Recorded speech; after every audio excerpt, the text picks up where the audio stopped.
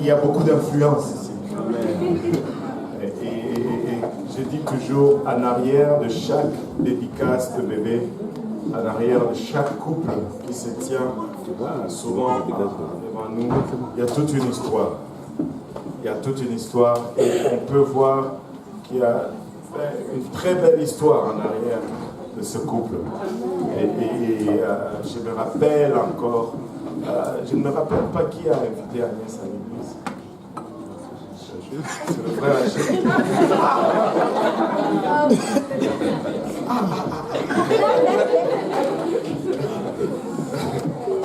Il calculait déjà son affaire. Alléluia. Et on peut voir par la suite, enfin, je sais que le pasteur Abou a été invité aussi par le frère Achille. Et il y a eu toute une suite d'influences. Je sais que après, quand Aurélie est venue, elle se tenait plus avec Agnès. Elles étaient presque inséparables. Et jusqu'à ce qu'Achille les sépare. Bon.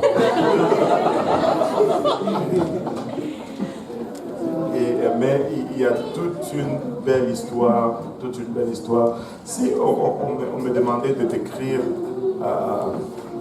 en un mot Agnès,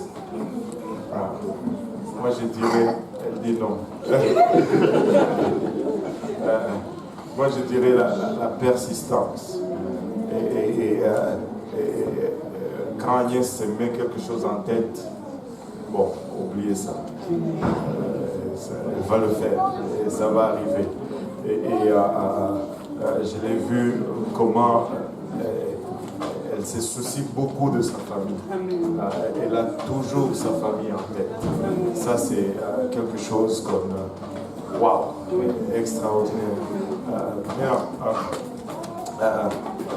Si on me demande d'écrire Achille,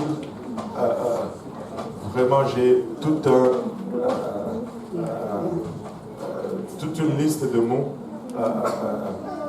mais je pense que le plus précis serait juste la bonté. Et il est juste bon. Achille, il est juste bon.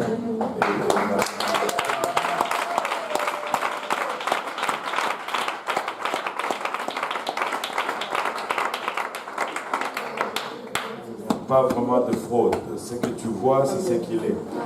Et on aime ce caractère chrétien. Et ils sont venus à l'église, ça fait 4 ans, 5 ans, 7 ans. Oh boy! Hey! Les gens ont grandi. 7 ans déjà. Waouh! 8 ans. 8 ans, mince. Waouh. 8 ans. Ok, alléluia. Waouh, c'est des adultes maintenant. On a pu voir leur désir de servir Dieu, de connaître Dieu, de le connaître vraiment dans une dimension personnelle, mais non seulement de connaître Dieu dans cette dimension personnelle, mais aussi de le servir dans toute capacité, peu importe ce que tu demandes au frère Achille ou à la sœur Agnès. Si c'est pour le Seigneur, ils vont le faire. Ils vont le faire. Et tout simplement extraordinaire. Et nous avons vu comment Achille a commencé à avoir son regard sur Agnès. Et ce que j'aime, c'est que ils ont fait ça de la bonne façon. Ils ont respecté le processus. On n'a pas eu de problème avec eux. Et ça a été extraordinaire. Ils ont eu des problèmes entre eux, nous on n'a pas eu de problème avec eux. Et ça c'est normal. C'est normal.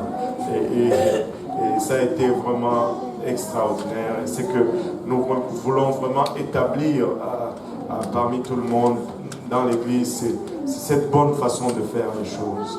Et quand on fait bien les choses, on a la bénédiction de la famille, on a la bénédiction de l'Église, on a la bénédiction de Dieu, et on établit des exemples pour tous ces jeunes qui viennent après.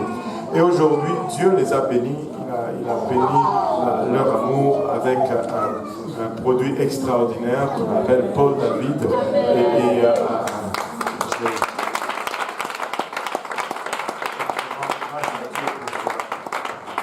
Aujourd'hui, il amène pour qu'on le présente en dédicace au Seigneur.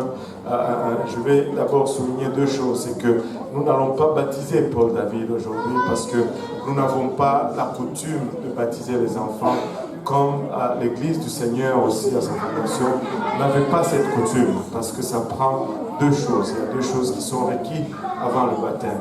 La première des choses, c'est la croyance. La Bible nous dit celui qui croit et qui se fait baptiser sera sauvé dans Marc 16, 15 et 16. Or, peu importe comment on peut prêcher à Paul David aujourd'hui, il ne peut pas encore croire. Il est, malgré tout ce qui se passe, il dort. Il dort toujours comme ça. Il est toujours aussi calme.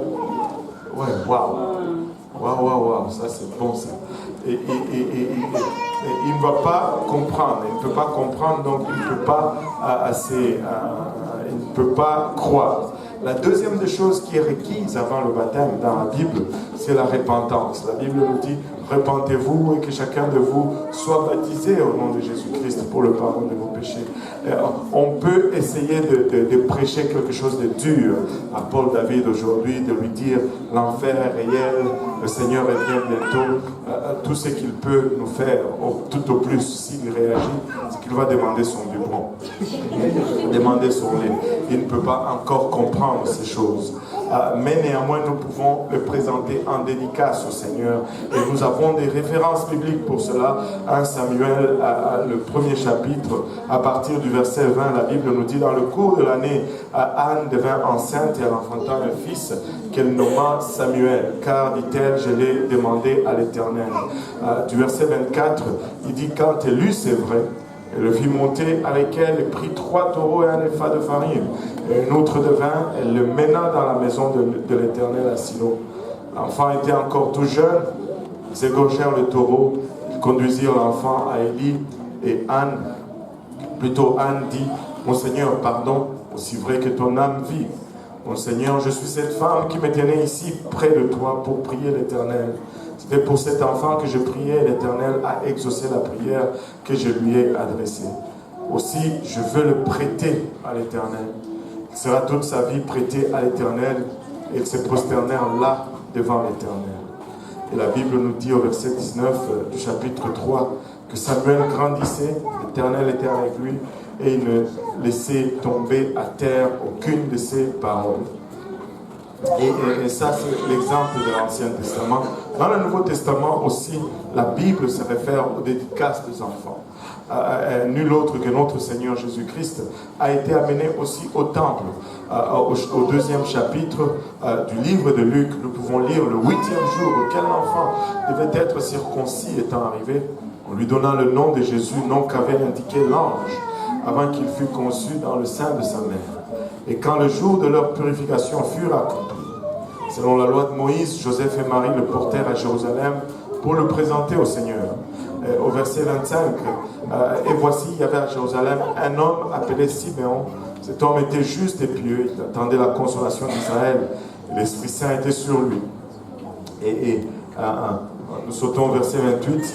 Il reçut dans ses bras, bénit Dieu et dit, maintenant Seigneur, tu laisses ton serviteur s'en aller en paix, selon ta parole, car mes yeux ont vu ton salut. Le Seigneur a été aussi amené au temple pour être dédicacé au Seigneur. Maintenant, le livre de Proverbes, chapitre 22, verset 6, nous dit, instruis l'enfant selon la voie qu'il doit suivre, et quand il sera vieux, il ne s'en détournera pas. Dieu est intéressé dans nos enfants. C'est pourquoi nous les amenons pour le présenter en dédicace au Seigneur. Vous savez que pour le Seigneur, tout enfant compte. Pour le Seigneur, en fait, dès qu'il y a conception dans le ventre d'une maman, ça compte comme un enfant. Amen. Deutéronome 6,4 nous dit ceci: écoute Israël, l'Éternel notre Dieu est le seul éternel. Tu aimeras l'Éternel ton Dieu de tout ton cœur, de toute ton âme et de toute ta force. Ces commandements que je te donne aujourd'hui seront dans ton cœur. Que tout le monde dise dans mon cœur. Tu les inculqueras à tes enfants. Tu les inculqueras à tes enfants. Tu les inculqueras à tes enfants. Tu les inculqueras à tes enfants. Le Seigneur nous demande spécifiquement d'inculquer les commandements ou ces commandements dans nos enfants. Le mot choisi ici indique quelque chose qui est fait délibérément, qui est fait expressément, qui est planifié, inculqué. Nous devons expressément enseigner les voies de Dieu à nos enfants. Et écoutez la suite. Il dit: tu les inculqueras à tes enfants et tu en parleras quand tu seras dans ta maison, quand tu iras en voyage, quand tu te coucheras, quand tu te lèveras. Tu les liras comme un signe sur tes mains et ils seront comme des fantômes entre tes yeux. Tu les écriras sur les poteaux de ta maison et sur tes portes. Donc le fait d'enseigner nos enfants les voies de l'Éternel est aussi est d'une telle importance que ça se retrouve sur cette liste des choses que nous devons faire, non seulement pour nos enfants, mais pour notre propre salut, en fait. N'est-ce pas extraordinaire? Dieu est intéressé dans nos enfants. Dieu est intéressé dans nos enfants. Vous savez, nous pouvons voir Paul David, pour le moment, comme étant un petit bébé qui ne fait pas grand-chose, qui n'a pas grand place, mais Dieu a déjà un plan pour lui. Dieu a déjà un plan pour lui. Alléluia.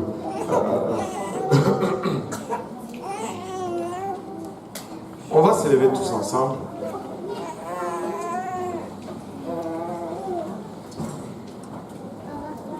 Je sais que ceci est un jour spécial pour Agnès et Achille, ainsi que toute la famille. Et ce que nous faisons ici, vraiment, c'est pour les aider dans cette responsabilité, les aider à réaliser la responsabilité que Dieu leur a confiée en leur donnant une vie. Quand vous avez un enfant, Dieu vous confie une vie. Il vous choisit pour influencer toute une vie. Tout comme Marie et Anne, d'autrefois, Agnès et Achille aujourd'hui ont amené leur enfant à la maison de Dieu pour le présenter en dédicace au Seigneur. Et c'est le bon début, et c'est là où ça doit commencer. Ils ont probablement répondu, ou ils ont entendu à chaque dédicace de bébé, et ils ont répondu à cet appel où le Seigneur lance cette invitation. Dans Matthieu 19, 14, il nous dit: laissez venir à moi les petits enfants, ne les empêchez pas, car à de tels est le royaume des cieux. En fait, nous voulons tous aller au ciel. Mais des fois, nous avons cette tendance à penser que Dieu n'est pas tellement intéressé dans nos enfants. Ou ils sont trop petits.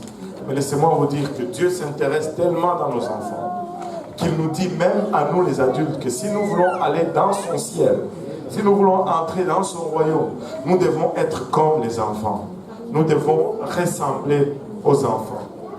Et c'est approprié de votre part que vous ameniez votre enfant alors que le sort de sa vie est encore entre vos mains.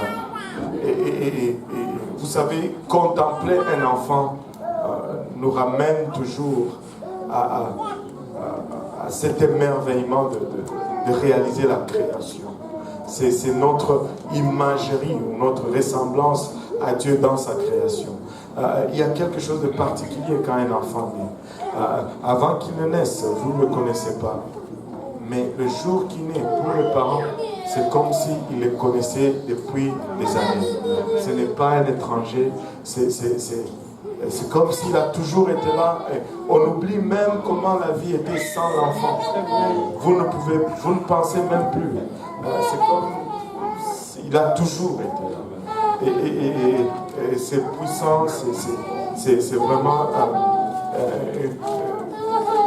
une force.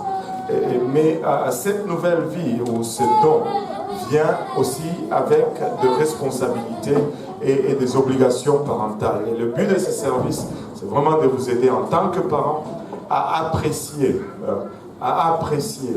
Il y a beaucoup de plaisir dans le travail d'élever un enfant.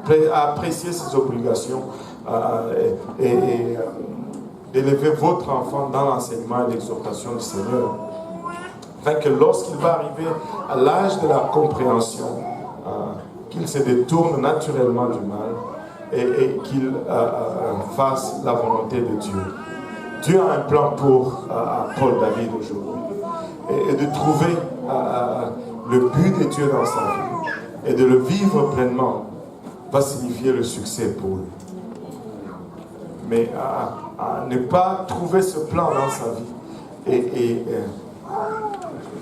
peu importe les accomplissements matériels ou sociaux, peu importe les accumulations de biens, peu importe la renommée ou la richesse qu'il peut accumuler, ne pas trouver le plan de Dieu dans sa vie signifiera l'échec. Agnès et Achille, voulez-vous vous engager à élever Paul David dans la voie du Seigneur aujourd'hui? Amen.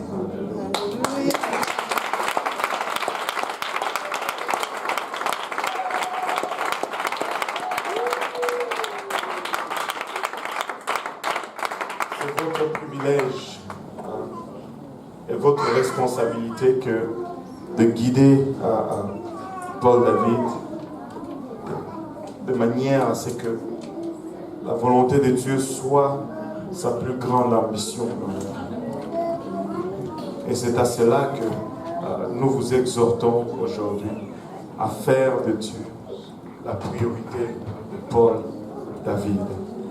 Et pour cela, nous allons prier alors que nous allons le présenter en dédicace au Seigneur aujourd'hui.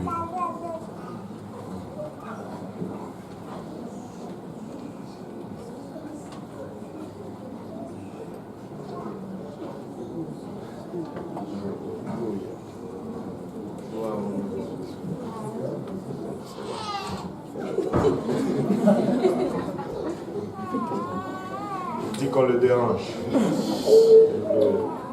Gloire au nom de Jésus. On va élever nos voix tous ensemble. On va prier pour Paul David. Seigneur Jésus-Christ, nous te rendons grâce éternelle pour ton amour, ta bonté et ta fidélité, Seigneur. Nous te remercions, Papa, pour le privilège de tenir encore une autre vie fragile dans nos bras aujourd'hui.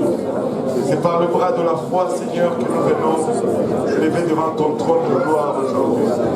Nous prions, Papa, que tu étends ta main sur nous. Seigneur, que tu le couvres, Papa, de ta bonté, Seigneur, que tu le couvres de ta grâce. Pas que le sang que tu as versé au calvaire, Papa, soit une couverture pour lui, Seigneur. Père, alors qu'il est trop jeune maintenant pour comprendre les choses spirituelles, nous prions, Papa, que tu accordes sagesse, onction et direction à Agnès et Achille, Papa, pour les conduire dans tes voies. Papa, que tu les équipes afin qu'ils puissent prendre soin, Papa, de cette bénédiction que tu as placée entre leurs mains. Tu leur as fait confiance, Papa, pour Paul David. Je sais que tu vas les équiper, Papa, à point.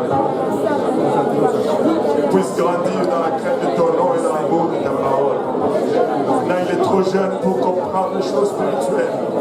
Néanmoins, nous prions, Papa, que tu les protèges, Seigneur. Que tu les bénisses et que tu les gardes, Seigneur Jésus-Christ. Alors qu'ils grandissent, Seigneur, qu'ils puissent grandir dans la crainte de ton nom et dans l'amour de ta parole. Lorsqu'il va arriver à l'âge de la compréhension, Seigneur, que tu puisses entendre l'évangile, y obéir, y croire, y obéir, se faire baptiser en ton nom précieux, Seigneur. Recevoir le Saint-Esprit et qu'il vive pour te servir, Seigneur Jésus-Christ, papa. Mais d'ici là, Seigneur, nous prions que tu les protèges, que tu protèges ce sortie et ce retour, Seigneur. Que ton mur de feu se dresse autour de lui, Seigneur. Que tu les préserves de toute maladie, de toute embûche, de tout accident, Seigneur Jésus-Christ, papa.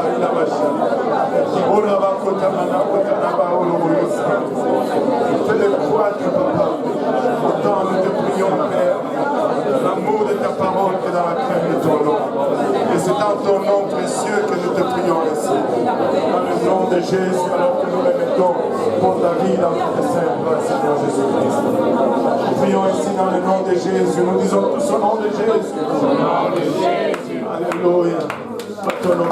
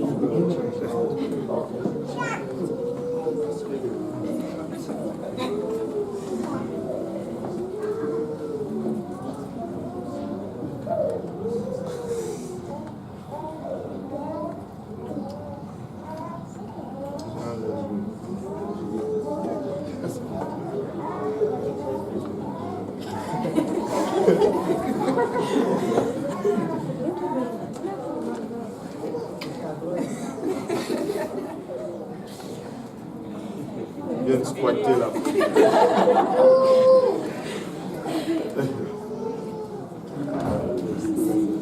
Merci Seigneur.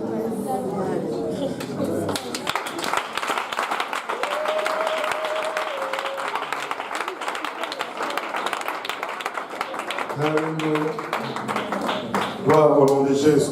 Serrez la main de votre voisin là où vous êtes. Dites-leur content de vous voir dans la maison du Seigneur.